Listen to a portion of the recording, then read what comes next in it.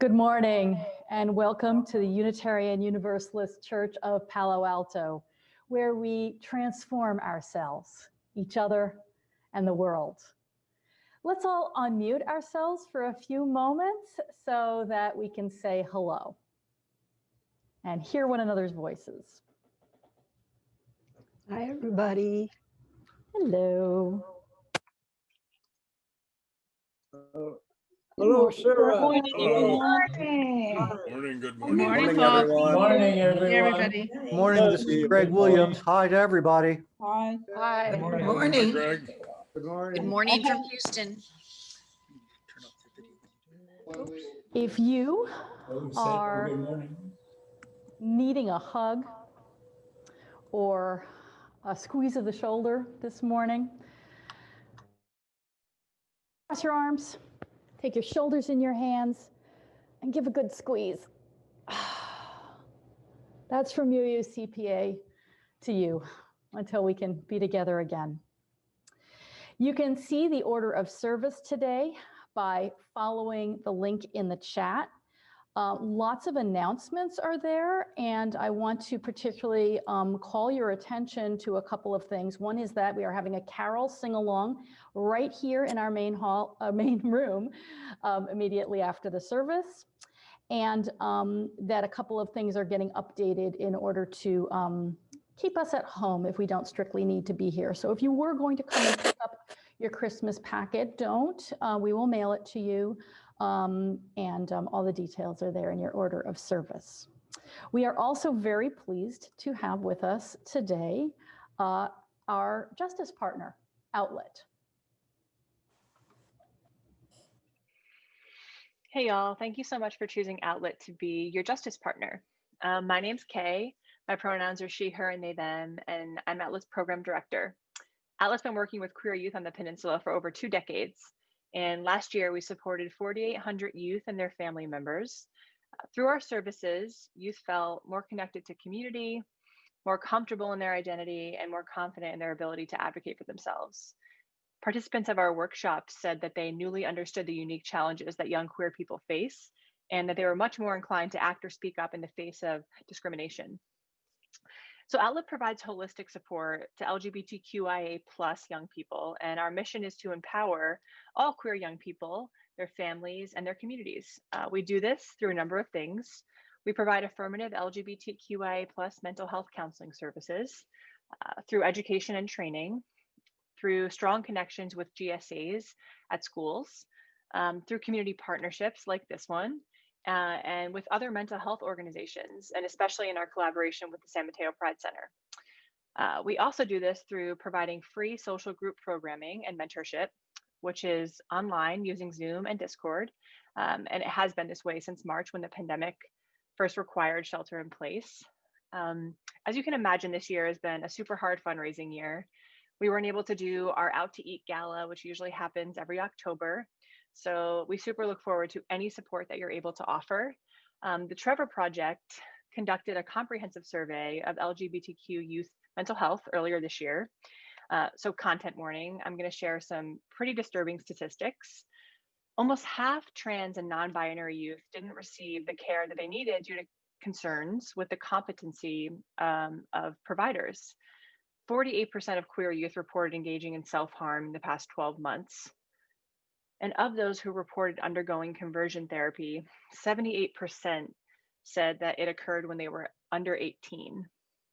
So clearly, although this year has looked different for us in many ways, the mental health challenges of LGBTQ youth, if anything, have increased.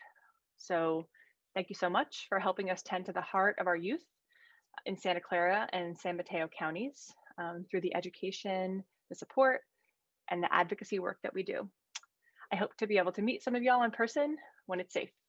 Take good care. We light our chalice with words from a member of the congregation in Cordova, Tennessee, Crystal Hogan. In the presence of this fire, we hear the voice of our God, our goddess, of our holy. You are on sacred ground. In the presence of the flame in me, in you, in us, moving, resting, gathering, we are on sacred ground. In the presence of this fire, we are compelled to take up a torch, to carry a flame, to seek a sacred ground. In the presence of this spark, we are committed to light the fire of passion, of life, of holy work, to journey towards truth on sacred ground. Go ahead. They took the spotlighting away. What's going on? Here we go. Joseph, let's try this place. Maybe there will be room for us here. It's getting late. It's getting dark. Ma'am, please, excuse me. Who is this? Are we getting Zoom bombed? Well, I don't know what bomb zooming is, but I'm about to have a baby. Congratulations. Do you really think this is the best place for it? I'm sorry, actually, to disturb you, ma'am, but we've been traveling for days, and this child is going to need a home. I'm just so tired of riding this donkey.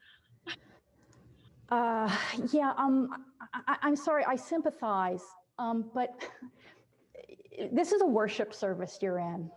Do you mean you're not going to help us? Service is just what we need. You know, maybe you can just wait and I'll meet with you after the service. I really must be getting on with our service. And Spotlighter, could you please turn off their video and audio? Goodbye, good luck. Thanks.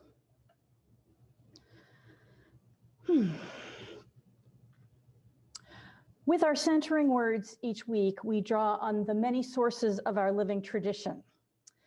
Today's words are from the 4th century Egyptian philosopher and mathematician Hypatia. Life is an unfoldment, and the further we travel, the more truth we can comprehend. To understand the things that are at our door is the best preparation for understanding those that lie beyond. As we follow the sound of the bell into silence, let us become centered and fully present in this place together.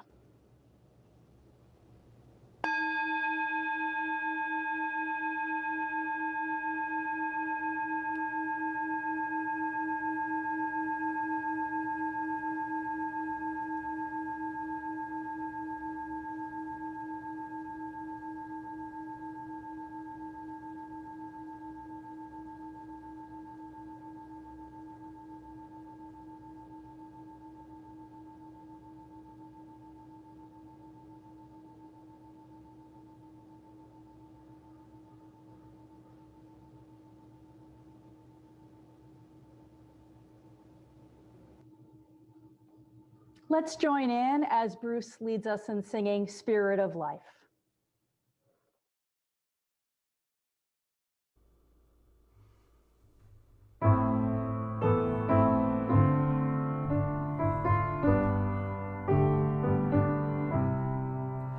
Spirit of life, come unto me. Sing in my heart all the stirrings of compassion. Blow in the wind, rise in the sea, move in the hand, giving life the shape of justice. Roots hold me close, wings set me free. Spirit of life, come to me, come to me.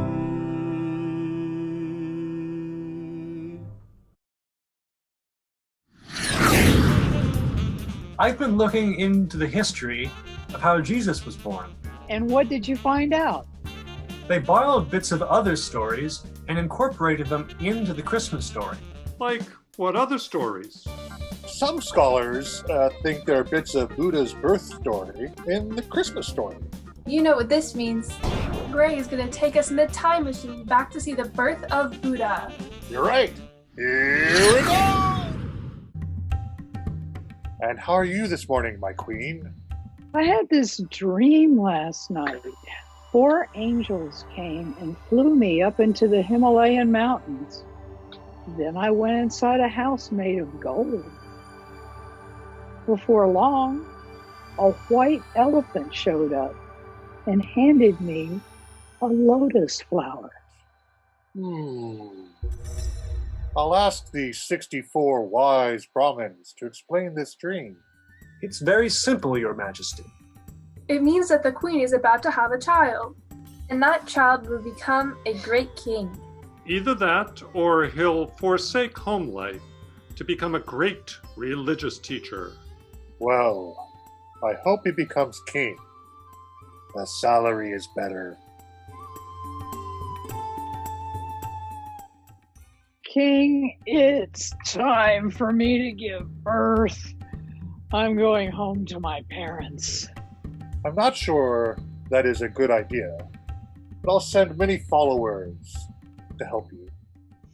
Uh-oh, we're stopping again. The queen is getting out and sitting under a tree. Look at that. She just gave birth to a baby boy. Whoa! Check this out. Godlike beings showed up and told her that her son is going to be great. Wait a minute. That newborn baby is actually walking. Look, he's taking 7 steps to the north. And listen to the voices in the air, saying how great he's going to be. Just like the Christmas story, the story of Buddha's birth has angels and miracles as well. And gentle animals. And wise men. But the gentle animal was an elephant. And Buddha's story doesn't have shepherds, or an innkeeper, or a manger. Even so, you can see how the Christmas story might have borrowed from the story of Buddha's birth. As every religion borrows from others. We now turn our thoughts to the important events of our lives which we wish this community to share. If you have a joy or a sorrow to include, please send them to Joy Concern at UUCPA or post them in the chat. Oh. Excuse me. Hello? Hello? Excuse me, everybody, just a moment. Yes, hello, are you back? What is it now? You know, ma'am, I need to explain. This woman who's carrying this baby, this is the Queen of Heaven. It's really important that we find her a safe haven. I'm just really tired, and my donkey's tired too. You're a queen and you're tired. And if you're queen, don't you have someplace more important to be than our Zoom meeting? Lots of people have told us that this was a safe and a welcoming place. All we need is a small place outside of the Yes, we do try to be, but I'm sure there are lots of other Zoom rooms available if that's all you need. Please, we're busy with something very important here. Thank you. I'm so sorry about that, everybody. If you have a joy or sorrow you'd like me to speak this morning, please post it in the chat or in Joy Concern at uucpa.org, and I will share them aloud. And I have a couple of things to share while people are sending theirs. One is the sorrow that member Ron Davis died on November 5th. I'll be speaking to his brother and sister this week. Perhaps they'll have some memorial that they would like us to organize and to join. I do know that they are very grateful that he found a community here in the last few years. And I know it did not take Ron long to find his way into the hearts of the folks in Forum where he went every week. I also want to lift up a mournful and hopeful date that we celebrated over the last week, just all around the world. That's World AIDS Day, celebrated each year on December 1st. It's a day to remember all those who have died of AIDS and to resolve once again with renewed determination to get life-saving treatment to anybody who's HIV positive anywhere in the world, to get education to folks, because we have the means, if we work together, to change this disease from something devastating to something manageable. So for all who are affected by AIDS, our hearts are with you, especially this week. Thank you, everybody, for sharing. Thanks to everybody for listening. And let's take just a moment more of silence to hold what we've heard, to remember that so many joys and especially worries stay unvoiced. And they are so important to us, whether we know about them or not. What happens in one another's lives and the lives of all beings beyond this space are so important to us. Let our hearts sink into that awareness in this moment of silence.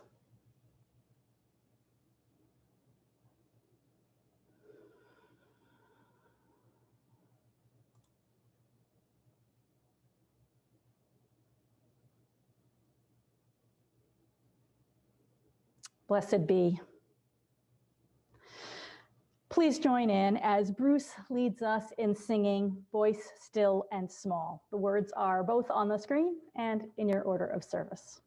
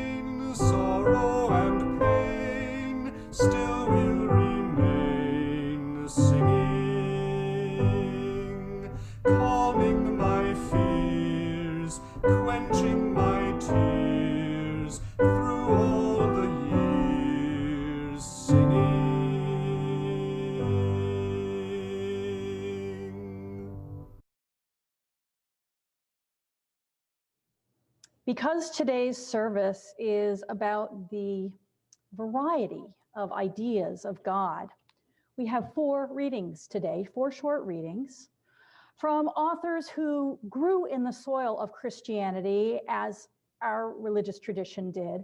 And like Unitarian Universalism, they all took the Christian idea of God into an unorthodox but still deeply spiritual direction. I've changed their language where it's gendered. The first is Rainer Maria Rilke in one of his letters to a young poet. Why don't you think of God as the one who is coming, who has been approaching for all eternity, the one who will someday arrive, the ultimate fruit of a tree whose leaves we are? As bees gather honey, so we collect what is sweetest out of all things and build God, even with the trivial, with the insignificant. As long as it is done out of love, we begin with work and with the repose that comes afterward, with a silence or with a small solitary joy, with everything that we do alone without anyone to join or help us. We start God, whom we will not live to see, just as our ancestors could not live to see us. The second reading is from Octavia Butler in Parable of the Sower. Create no images of God, except the images that God has provided. They are everywhere, in everything. God is change. Seed to tree, tree to forest, rain to river, river to sea, grubs to bees, bees to swarm. From one, many. From many, one. Forever uniting, growing, dissolving, forever changing. The universe is God's self-portrait. Our third reading is from Leo Tolstoy's diary. God is that infinite all of which a person knows themselves to be a finite part. The more God's manifestation in a person, a life, unites with the manifestations, lives of other beings, the more the person exists. This union with the lives of other beings is accomplished through love. And our final reading is from an anonymous writer. I say that the God who created the world in 6 days and who sent his Son and also his Son himself are not God, but that God is the one existing, incomparable good, the beginning of everything.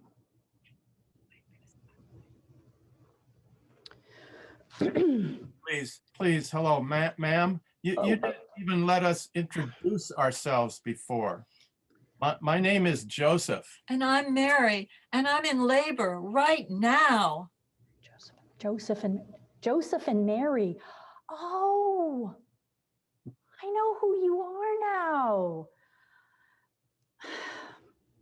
Listen, I'm so sorry that you're wandering while you're in labor, but you know, I was just reading to the congregation here the words of a wise person who said that your son was not actually sent by God. God, do any of you people actually have children? Oh, yeah, lots of the people here have children. Well, don't you think that they were sent by God? Well, we mean the one existing, incomparable good, the beginning of everything.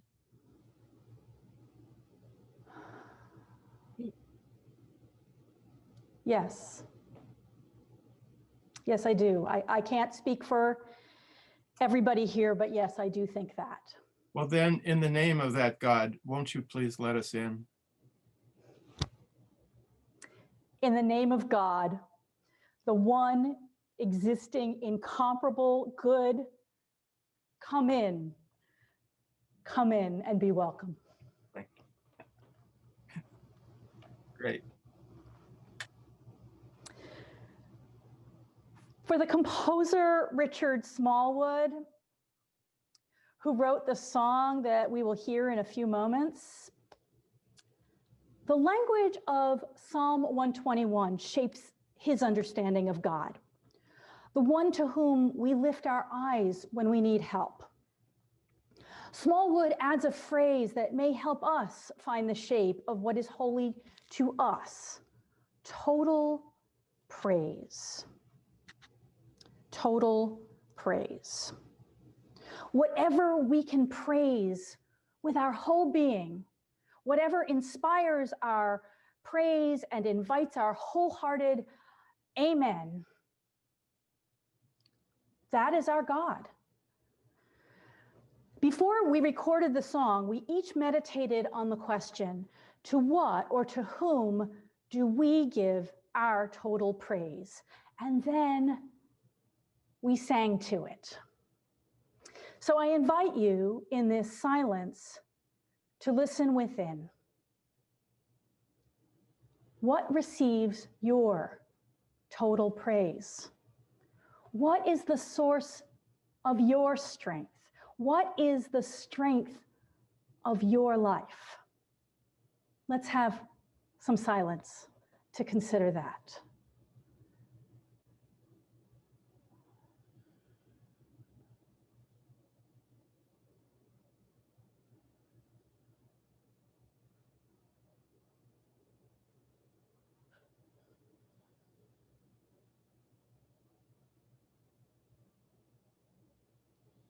To all that is holy, let us lift our eyes, our hands, and our hearts in praise.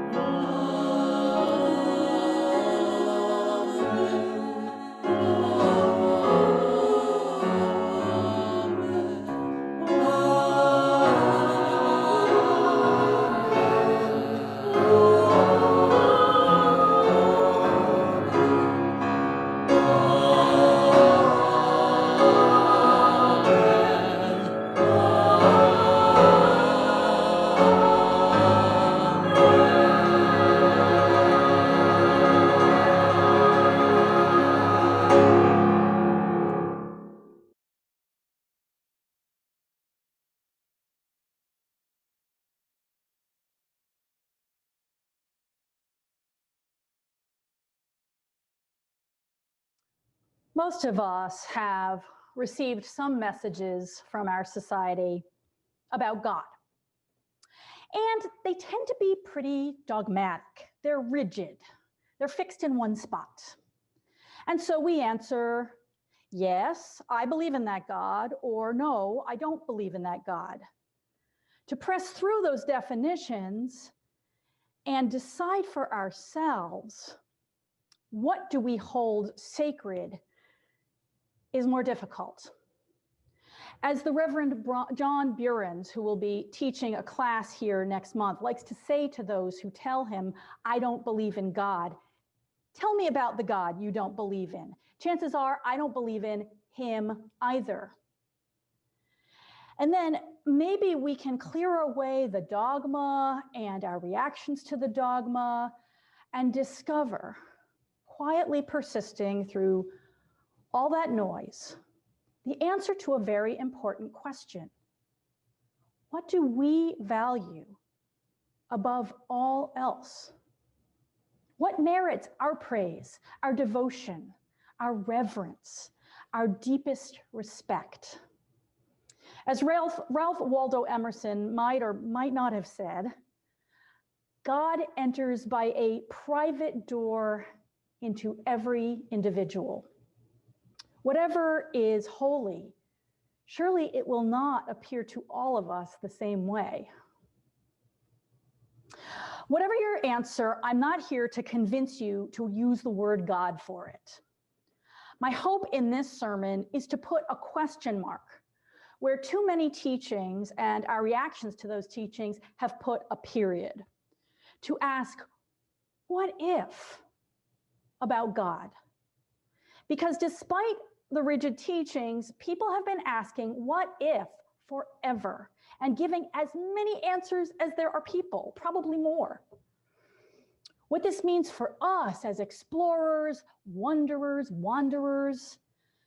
is that we can talk to each other about what we hold sacred. Some of the partners in this conversation will call it God and some won't. If it enters into each of us by a private door, then it no doubt gets called by a lot of different names. So what if we didn't worry about that part so much, but asked each other, what do you revere? To what are you inspired to devote your life? Because it is just that important, that worthy of all your praise and respect. This is one of the most important questions any of us can ask ourselves and answer. Our hymns today offer a small sampling of the answers that people have suggested. Some devote themselves to the spirit of life itself. Some give their highest praise to the still small voice within them. Some revere love above all else. Maybe none of these is your answer, but answer we must sooner or later if we are going to really live. Not just eat, breathe, work, sleep, eat, breathe, work, sleep, repeat until we die, but live fully. We join a religious community because we believe we have a lot more to do than just survive. Something is knocking. In Mexico and Cuba and many other countries where Spanish is spoken, including the United States, the weeks before Christmas are celebrated with a ritual called Las Posadas, the inns. We welcome the wisdom of that ritual today. Joseph and Mary are looking for an inn that will accept them, and it takes a long time. Sometimes they go around on the streets knocking at many doors until someone lets them in. Here they knocked at our door 3 times. Obviously, for many people, it's God who is knocking because Jesus is an incarnation of God. But there are other reasons that you might think that during the Posadas, God is knocking. I think the songwriter Eric Bazilian put it like this. What if God was one of us? Just a slob, like one of us. Just a stranger on the bus trying to make his way home. If what you hold sacred is love, maybe love is knocking and trying to find a home in your heart. If what you hold sacred is learning, maybe learning is knocking and asking you to open your mind even more, be open to more knowledge and wisdom.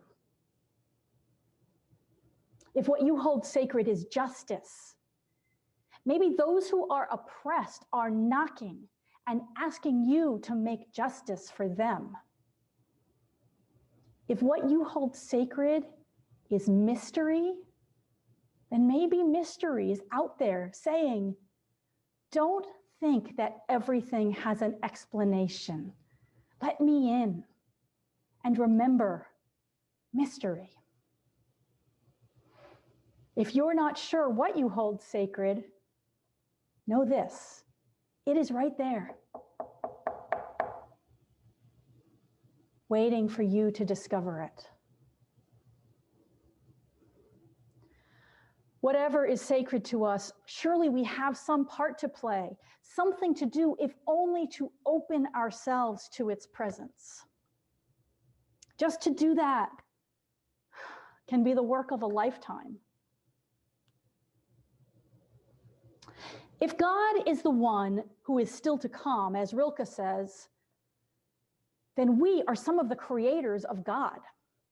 If God is all that is, as Tolstoy says, or change, as Butler says, or goodness, as our anonymous writer says, then part of what makes our lives holy is that we welcome these things and make more of them by our living. Just outside our doors is whatever we give total praise, by whatever name we call it. It is knocking. It is calling to us. It is now up to us to answer and open.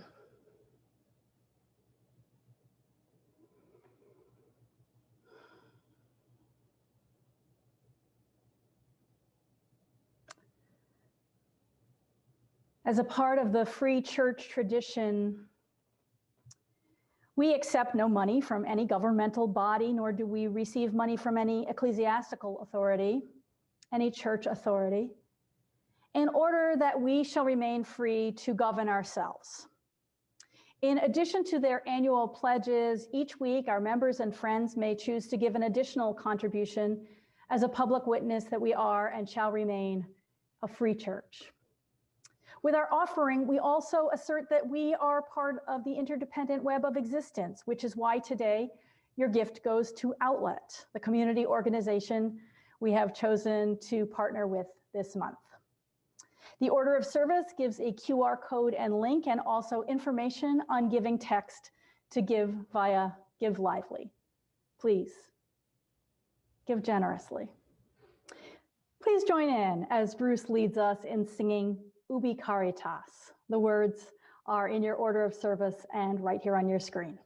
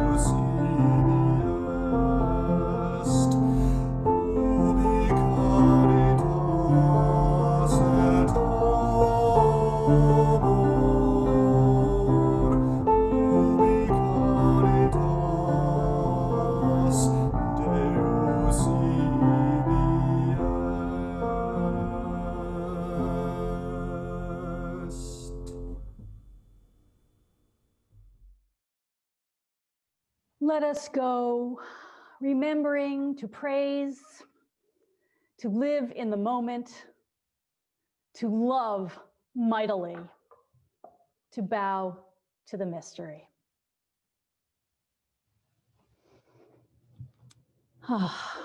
Everyone, please stay after the benediction for our carol sing-along and virtual coffee time. You'll be invited to small group conversations in our breakout rooms, or you can stay here in the main room to sing.